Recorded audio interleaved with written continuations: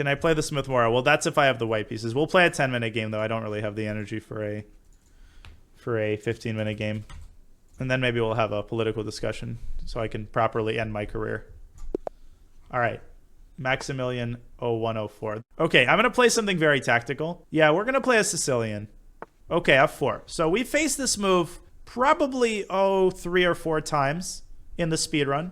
And those of you who've been, longtime clients should know that the move here is the immediate D7, D5. And that is why people don't recommend F4. That's why if you're a Grand Prix attack player, you want to start with knight c3. Now, after e takes d5, you don't take with the queen. And again, if you've watched the previous speedrun games, you will know that the proper continuation here is knight g8 to f6. You're trying to take the pawn essentially on your own terms. Now, you might say, well, wait a minute. White has just defended the pawn. Did we make a mistake? No, we didn't.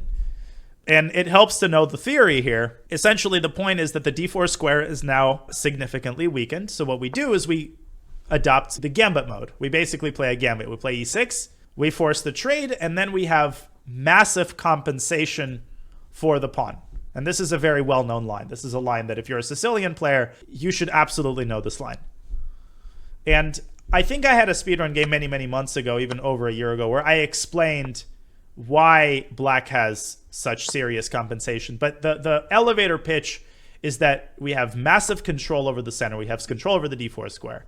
White has a very weak pawn on f4 that's sticking out like a sore thumb. White's got a very bad bishop on f1, which is just biting on granite. And White's king doesn't have any clear safe haven because this f4 pawn is out in the open, and castling kingside doesn't solve all of black's problems. So what should we do? How should we develop in this position? Well, a3 is really playing with fire. White is not developing his pieces. So I would kind of try to go for the kill and try to develop as actively as possible. What does that mean? What move signifies that we want to develop a tempo? Bishop d6. Yeah, let's get this bishop out, attack that pawn. And I have this idea of piling up on the pawn. Why don't we just attack that pawn and try to force more weaknesses in White's position? Because White's position is already so flimsy that if we force more weaknesses in White's position, he might simply not survive. So let's play queen c7. Okay, bishop b2. Our opponent is totally ignoring the threats. In this case, I'm going to grab that pawn. Absolutely, let's take it. And you might say, like, well, wouldn't it have been a better idea to develop our pieces instead? Well, yes, but I also like taking free pawns. So we also open up this diagonal, which could create big problems for White along that diagonal. So what should we do now? Well, we should definitely castle. We should definitely castle. Which way should we castle? You can make a case for either way. If you want to play a little bit safer, you could castle kingside. But if you want to play more adventurously, and that's the mood that I'm in right now, you definitely want to castle kingside. This is where the party is at. Why am I inclined to castle kingside? Well, first of all, we're x-raying the queen, which is a good thing. The rook on d8 is already in the game, right? That creates potentially the threat of bishop takes c4, which I know a lot of you see. But mainly it's the fact that we're also reinforcing our control over the d4 square, which is, as long as we have control over that square, we're good. We're chilling. And now I think we can move in for the kill. Now a lot of you are probably thinking, let's go knight d4. But it's not, we don't need to rush with that move. We only want to play knight d4 if White's knight is gone from f3. Well, the move that I really like is not knight d4, but knight g4, creating threats against White's king. Bishop takes h2 is now a big threat. And the knight is potentially heading for e3. Storm clouds are starting to gather around White's king. And there's a very, very cool line that I'm hoping he goes for. The line starts with bishop takes f4. So I'm hoping that he takes the bishop and then goes queen d2. Now, White is in big trouble here. White is in huge trouble. It's not totally winning yet, but if White doesn't respond properly to this, then the game will be over very quickly. And all of these problems stem from the fact that this d4 square is a huge hole. There's a huge, huge hole on that square, which means that the bishop is terrible, which means that White's pieces are very cramped. And our play here is very straightforward and easy. No, White is in trouble here, for sure. How should White respond? Well, I don't really know. I think White is in serious trouble. I think White should take the bishop here, because that, to me, seems like the only move. Otherwise, we'll at least take on h2 with check, right? So White should at least take the bishop, and then maybe play some sort of other move. Queen c3 is not the way. Now, we can pile up with decisive threats. We can take on h2, right? We can take on h2 and we'll be up a pawn, but I think we have a much better move. Here's how I would think about it. What you should notice is that if the knight on f3 were to be gone, then we would have the possibility of checkmating him on h2. Well, the queen can't jump over the bishop, but what we can do is move the bishop off of this diagonal with check and then slide the queen into h2. So there's a couple of moving parts here. The first puzzle piece is that we need to get rid of the knight.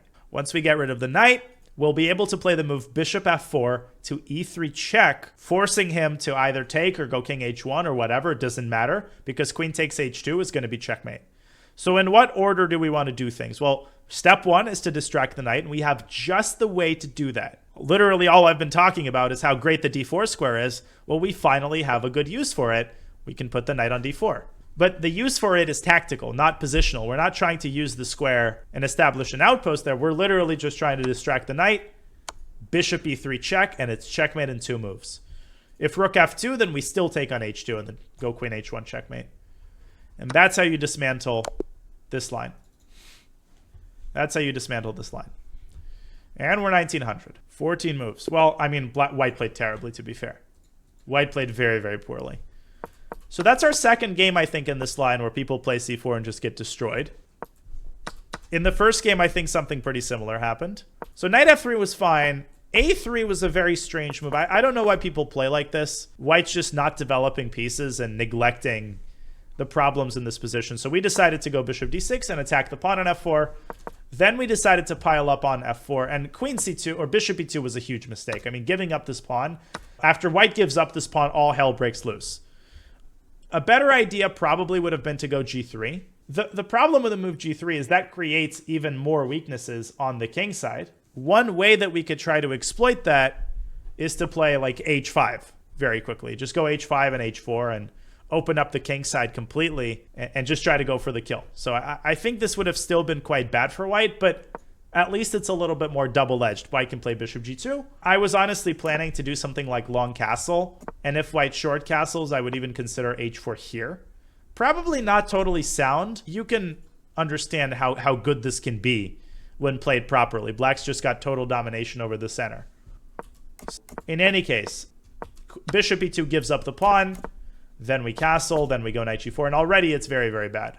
The one line that I wanted to show, in the event of bishop takes f4, queen takes f4, white can try the move queen d2. White can try to force the queen trade. And black has a very, very pretty move here that I think essentially just wins the game.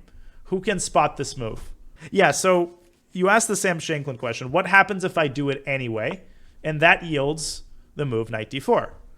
Because if queen takes queen, then we take on e2. Classic idea, forking the queen and the king, and then we win the queen with an extra piece.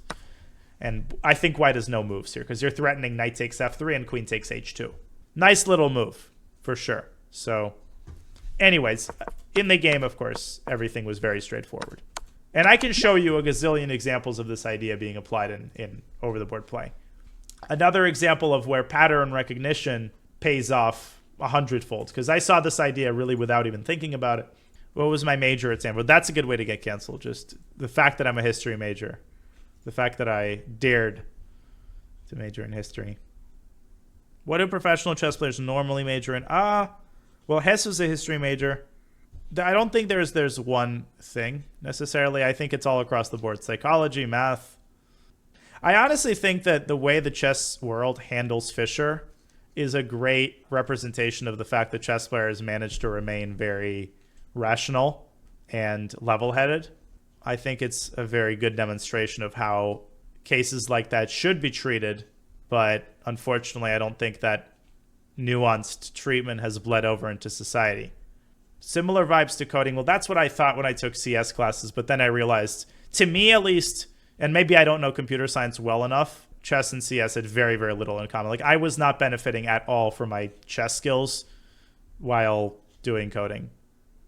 Well, I think Karyakin is getting the same response. I think that nobody's saying he's not a great player.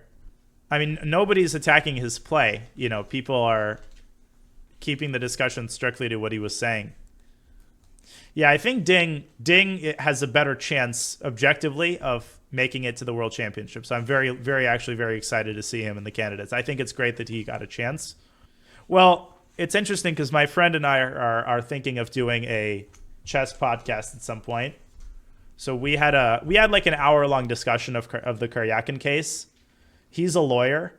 He's also a FIDE master, so he's a very, very close friend of mine. So we spent about an hour discussing the Karyakin case and looking at the actual legal basis for it and what the FIDE decision actually looked like and what the ban was actually based on and whether it was, as much as you hate him. And that's the hard thing in these cases. Like, I don't know of a single person who doesn't react with deep disgust to like what he said. But the question, of course, is like, but has he violated any laws, or like, has he violated the FIDE code of ethics? And we came to the conclusion that yes, like he did. And it's a complicated case actually, but not that he's going to find anybody arguing on his behalf, and not that he should, but it's still an interesting, it's really a good exercise in forcing yourself to think objectively. Like someone who says really disgusting you hate him and you just like, you can't look at him without being disgusted, but you still have to be objective and the law has to be applied. The rule, I guess the law is the wrong word because we're talking about FIDE laws here. You still have to be objective. So we'll talk about it. All right, guys, I'm hitting the sack, officially hitting the sack now. So I'll see y'all later. Thanks, everybody. See you guys later. Bye.